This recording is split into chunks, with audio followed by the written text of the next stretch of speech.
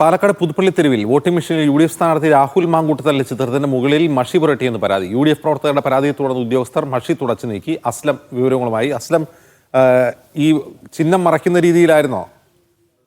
അതിനു മുമ്പ് പ്രതികരണത്തിലേക്ക്. അല്ല, ശരിക്കും പറഞ്ഞാൽ ഒരാൾ ഇങ്ങനെ വോട്ട് ചെയ്യില്ലല്ലോ.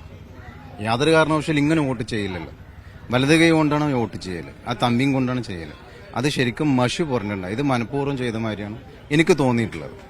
അത് ഞാൻ അവിടെയുള്ള ഉദ്യോഗസ്ഥന്മാരെ കൊണ്ട് ചെറിയതായിട്ടല്ല, അതായത് മുഖം ശരിക്കും വ്യക്തമായി കാണാത്ത രീതിക്കാണ് ചെയ്തിരിക്കുന്നത്.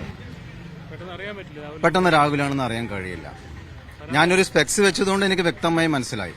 അതല്ലാത്ത വയസ്സായ ആൾക്കാർ, ഒരുപാട് ആൾക്കാർ വരുന്നുണ്ട്. എന്റെ മുന്നിൽ കുറെ വയസ്സായ ആൾക്കാരുണ്ടായിരുന്നു. അവർക്കൊന്നും ഒരിക്കലും തിരിച്ച് അറിയാൻ കഴിയാത്ത രീതിക്കാണ് അത് ചെയ്തു വെച്ചത്. അപ്പൊ തന്നെ പരാതി പറയാന്ന് വെച്ചാൽ ഞാൻ ബൂത്തിലുള്ള ആൾക്കാരോട് സൂചിപ്പിച്ചിട്ടുണ്ടായിരുന്നു. അവർ വന്ന് നോക്കി വ്യക്തമായി അവർ സ്ഥിരപ്പെടുത്തിയിട്ട് അത് മായ്ച്ചു കളയാണ് ചെയ്തത്.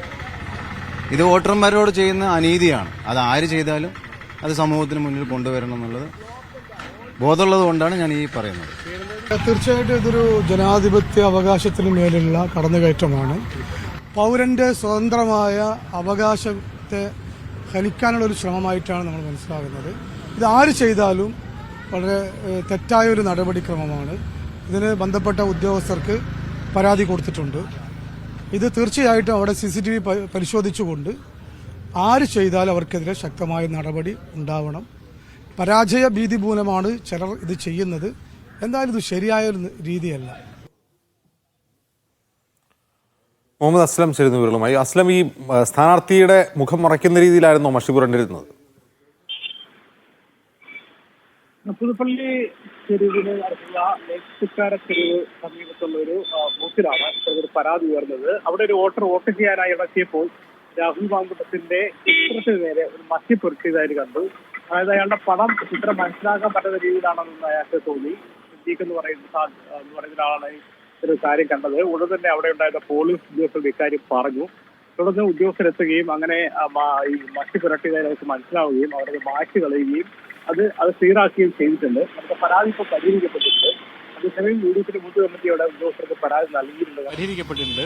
അതേസമയം യു.ഡി.എഫിന്റെ ബൂത്ത് കമ്മിറ്റിയുടെ ഉദ്യോഗസ്ഥർക്ക് പരാതി നൽകിയിട്ടുണ്ട്. കാരണം അത് യു.ഡി.എഫ് സ്ഥാനാർത്ഥിയുടെ വോട്ട് ചെയ്യാൻ വരുന്നവരിൽ ആശയക്കുഴപ്പം ഉണ്ടാക്കാൻ വേണ്ടി ചെയ്ത ഒരു നടപടിയാണെന്നുള്ള ആരോപണമാണ് ഉന്നയിച്ചത്.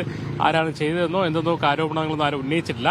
അതേസമയം തെരഞ്ഞെടുപ്പ് ഉദ്യോഗസ്ഥർ ഇക്കാര്യത്തിൽ ജാഗ്രത ഉണ്ടാവണമെന്ന ആവശ്യം ഉന്നയിച്ചുകൊണ്ടാണ് പരാതി നൽകിയിരിക്കുന്നത്. ആ പരാതി അവർ ഏതായാലും നിലവിലെ അവസ്ഥയിൽ പരാതി പ്രശ്നങ്ങളില്ല. അതേസമയം 102ാമത്തെ ബൂത്തിൽ അങ്ങനെ ഒരു സംഭവം ഉണ്ടായിട്ടുണ്ട്. അത്തരമൊരു പരാതി യു.ഡി.എഫിന്റെ ആ സമയത്തുള്ള ബൂത്ത് കമ്മിറ്റി അവിടെ തെരഞ്ഞെടുപ്പ് ഉദ്യോഗസ്ഥർക്ക് ഉന്നയിച്ചു. ഉദ്യോഗസ്ഥർ അത് അപ്പോൾ നിലവിൽ പരിഹരിക്കുകയും ചെയ്തിട്ടുണ്ട്.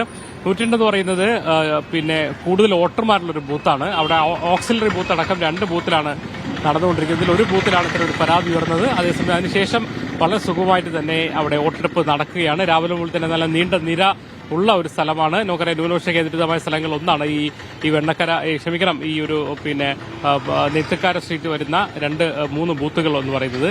അവിടെ എന്തായാലും വോട്ടിംഗ് ഇപ്പോൾ പുരോഗമിക്കുകയാണ്. നേരത്തെ വന്ന പരാതി ഇപ്പോൾ ഉദ്യോഗസ്ഥർ പരിഹരിച്ചിട്ടുണ്ട്. ശരി അസ്ലം.